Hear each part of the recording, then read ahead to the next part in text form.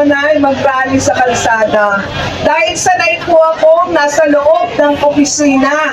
27 taon po ako naglingkod sa gobyerno. Doon po sa gobyerno, pag absent ka at hindi ka nag-file ng leave, ikaw ay paparusahan, gagawin kang awol, di ba? Alam niyo yun, ordinaryong empleyado, nagko-commute, nasakay sa jeep, naghahanap, nakikipag-agawan sa pila. Pero pag hindi nakapasok ng walang leave, awol. Ang hindi ko maintindihan, bakit parang tayo lang ang nagnananawa para hindi na, para siya ay malagot sa pananagutan, di ba? Hindi lang po yun. Ang malaking katanungan, nung pumasok siya, nagpasalamat pa yung iba. Diba? Anong ibig sabihin ito? Yung bang institusyon na dapat nangangalaga sa pakanan ng ordinaryong mamamayan at nagpapatupad ng tinatawag nating rule of law ay naandyan lang para ingatan ang mga hindi gumagawa ng kanilang tungkulin. Pag-usapan po natin yung confidential funds. Nag-audit po ako ng intelligence ng Philippine Air Force. Magkaiba ang intelligence funds at confidential funds. Kung sasabihin may pangalang Mary Grace dahil ito ay delikado, hindi po totoo yun. Hindi totoo yun kasi alam natin na ang confidential funds ay para sa mga civilian agencies. At pag tinignan natin ang confidential programs nila, hindi naman pasok sa sinasabi natin nanganganib na buhay. Kung kaya dapat ay gawing confidential ang documentation. Pangalawa, nakita rin natin na inamin nung Gina Acosta na ibinigay lang niya yung pera. So dito ho, maraming batas ang nalabag. Hindi pwedeng i-transfer ang confidential funds sa ibang tao. Hindi rin pwede na pera ng bayan, hindi pwedeng makita ng mamamayan kung saan napunta. Kasi malinaw naman ho ang joint circular. Ang ating pong katanungan, bakit ang mga institusyon ng gobyerno katulad ng Senado ang nagiging taguan ng mga magnanakaw at may dapat panagutan? Hindi lang po yun.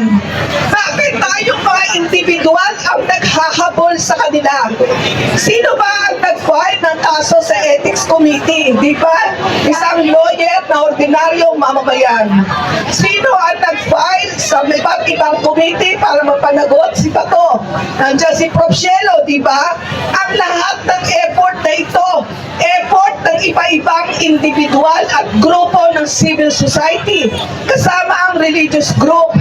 Ang tanong po natin, ano ang ginagawa ng institusyon na ating pinabayaran upang mag-exist? Ito po sinang to? Sino nagbabayad nito? Magmula sa kuryente, magmula sa tubig, pati na sa office supplies. Ang isang tanong ko pa, totoo naman na wala si Senator Bato pero nandun ang staff niya. Hindi daw tinanggap yung warrant ng deserve. Ay bakit pa sila pumapasok kung pagtanggap lang ng warrant ay hindi pa nila kayang tanggapin? Dapat bilang ordinaryong mamamayan, hindi tayo papayag sa pwede lang. Kailangan ipinaglalaban natin kung ano yung tama. Hindi ito usapin ng politika. Hindi ito usapin ng green, red, and yellow. Ito ay usapin ng mamamayan na matagal nang naghahanap ng pananagutan. Tumataas ang presyo ng bilihin. Humihirap ang paghahanap buhay. Pero hindi pwedeng sabihin unahin muna yan at itigil ang proseso na magpapanagot sa kanilang may kasalanan sa taong bayan. Ang nararapat, kailangang panagutin ang mga magnanakaw. Kailangang ituloy ang impeachment dahil bilang mamamayan, bilang dating tagapaglingkod bayan, karapatan natin at sa ating kapakanan na ang pinakamataas na namumuno, pangalawa sa pinakamataas na namumuno sa ating bayang Pilipinas ay marunong kumilala at rumispeto sa pamahalaan. Nagpapasalamat ako sa inyong lahat ngayon.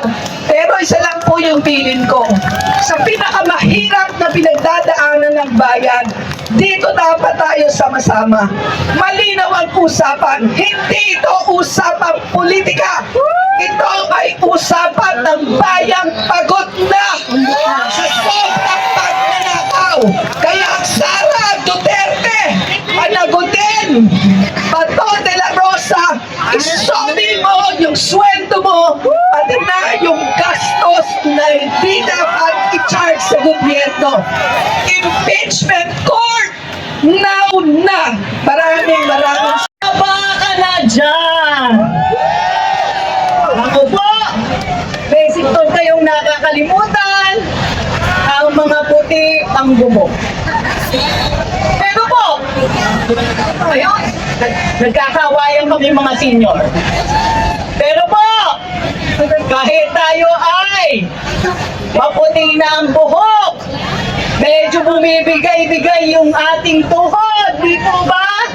At isang damakmak na ang inom-inom nating mga gamot dyan, kung tayo ay kakain. Kami po, kahit isa sa amin dito, Bato, hinahamon ka namin! Baba ka dito! Kaya namin, kahit lang kami mga seniors para hindi ka matakot, citizens arrest! Halika na! Pero, okay lang sa amin. Umiyak ka muna kay Robin bago ko mawagwa dito. Bibigyan ka pa ng tissue ng ating mga kabataan. Kung gusto mo umiyak muna kay Robin bago ka bumaba dito. At sir, kung sakaling aakyat kayo sa hagdan dito para mag-surrender sa akin, papayag ko kaming bigyan kayo ng assist nang hindi na po kayo ay manapapa ulit. Ngayon po, teacher din po ako sa UP. Yang si Sara Duterte, hinintay ko po ng hinintay sa Committee on Justice. Absent po. Ilang beses po naming ni-roll call si Sara Duterte. Absent po. Sabi po niya sa taong bayan na ang kanyang mga teacher ma'am at teacher sir, haharap na lang ako sa Senado. Alright. Kumbaga, I will be absent buong semestre, pero pagdating ng final exam, ako ay gagawa ng pagkagaling-galing. Ako ang magiging top 1 ng inyong klase.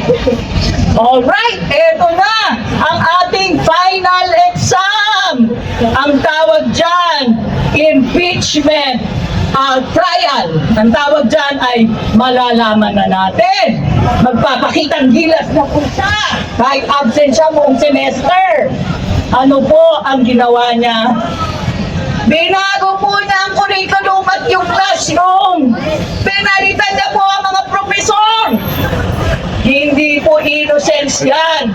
Ang tawag sa English yan ay conscientiousness of guilt. Alam niya na guilty siya, kaya tatakbo na siya. Tulad ng pagtakbo ni Bato sa kanyang arrest, ganon din ang pagtakbo ni Sara Duterte sa korte na magbuhusga sa kanya ng kanyang pagka-guilty. Hindi pa po tayo tapos! Etong si Alan Peter Cayetano. Sir, ulit po, kaming mapuputi na ang buhok at yung malapit na mag-menopause. Naalala na po namin yung kaldero.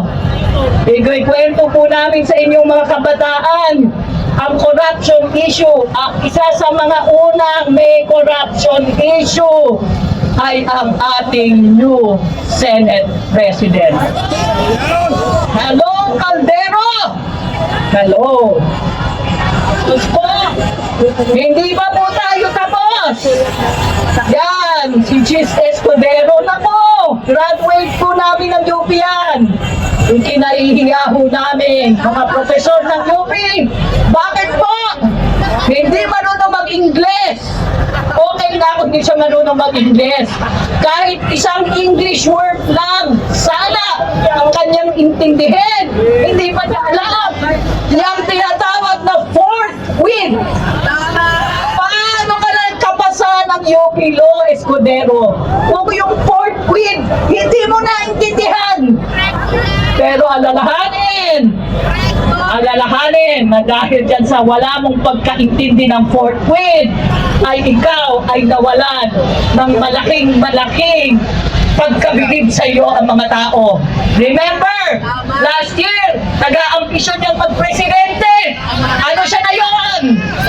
Kaya sir, maaari naman dahil sa isang salita, fourth win, ay bumaba ang iyong mga ambisyon.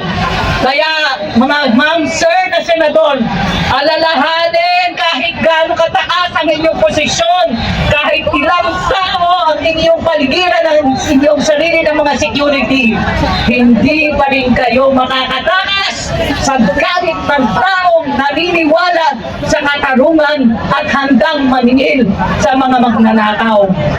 Sino po yung mga magnanakaw na yan? Sino pa po?